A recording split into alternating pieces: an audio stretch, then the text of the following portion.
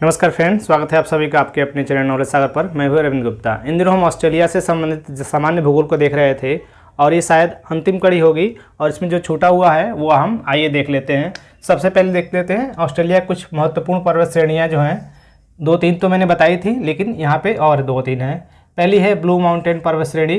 तो प्रश्न ऐसे पूछेगा कि या तो मैच करने के लिए पूछेगा या देगा कि ब्लू माउंटेन पर्वत श्रेणी कहाँ पाई जाती है, तो आपको ध्यान रखना है ऑस्ट्रेलिया में। एक और बात यहाँ मैं बताते चलूँ कि ब्लू माउंटेन पीक जो है वो भारत के मेघालय राज्य में पाई जाती है।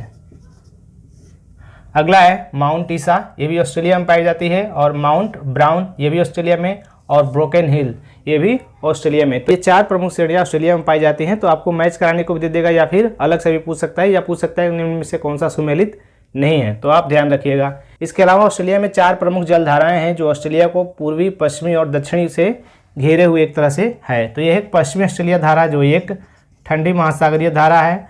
अगली है ऑस्ट्रेलिया के दक्षिण में पश्चिमी पवन प्रवाह, ये भी एक ठंडी महासागरीय धारा है। जबकि न्यूजीलैंड और ऑस्ट्रेलिया के बीच दक्षिणी प्रशांत धारा एक गर्म जल धारा है।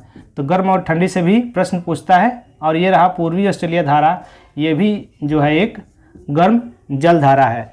इसके अलावा विक्टोरिया नदी, मैंने आपको मरे और डार्लिंग नदियाँ यहाँ से बताई थी। एक और प्रमुख नदी है विक्टोरिया, जो उत्तर की ओर प्रवाहित होते हुए डार्विन से थोड़ा सा पश्चिम में बोनापार्ट की खाड़ी में अपना जल विसर्जित करती है। तो एक प्रश्न यहाँ से बन सकता है कि बोनापार्ट की खाड़ी कहाँ अवस्थित है, आप बताएंगे ऑस्ट्रेलिया में।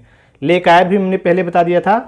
2 स्थानीय हवाएं हैं जो अक्सर पूछी जाती है। पहला है फ्रेमेंटल डॉक्टर, यहाँ ध्यान रखना है फ्रेंड्स, एक डॉक्टर हवा है जिसको हरमट्टन कहते हैं।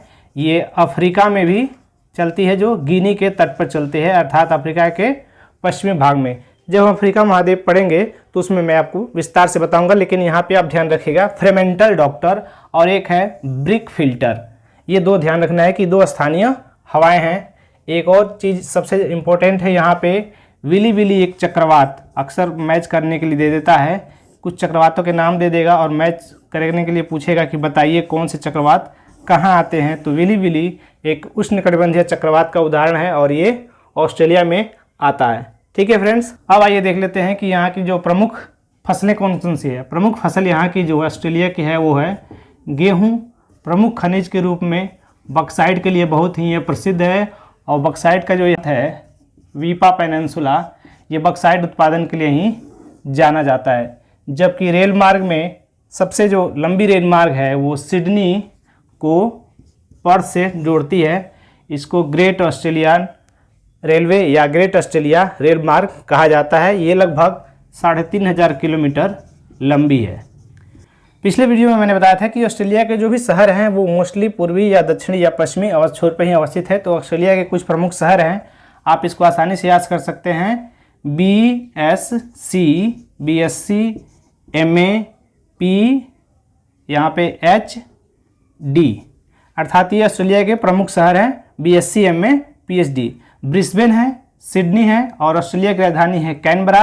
MA मेलबोर्न, एडिलेड, P से पर्थ, H से होबार्ड और D से डार्विन। फ्रेंड्स, आपने क्रिकेट देखा हो तो अक्सर देखा जाता है कि पर्थ में, होबार्ड में, मेलबोर्न में, एडिलेड में, सिडनी में, ब्रिस्बेन में, ये सारे जगह ऑस्ट्रेलिया में मैच खेले जाते हैं और यहाँ पे क्रिकेट ग्राउंड्स बहुत ही अच्छे हैं। फ्रेंड्स, तो ये रहे ऑस्ट्रेलिया के बारे में कुछ महत्वपूर्ण जानकारी है जो छोटे छोटे पार्ट्स में 4-5 पार्ट्स में हमने सॉल्व किए हैं। एक और प्रश्न यहाँ रह गया है कि अंडर वाटर गार्डन किसे कहते हैं। तो ग्रेट बैरियर रीफ, जो मैंने बताया था कि ग्रेट बैरियर रीफ ऑस्ट्रेलिया के पूर्वी भाग में है, इसी ग्रेट बैरियर रीफ को अंडर वाटर गार्डन भी कहा जाता है, क्योंकि यहाँ पे मूंगे की चट्टान है और मूंगे की चट्टान बहुत ही कलरफुल होती है और देखने से बहुत ही खूबसूरत प्रतीत होता है।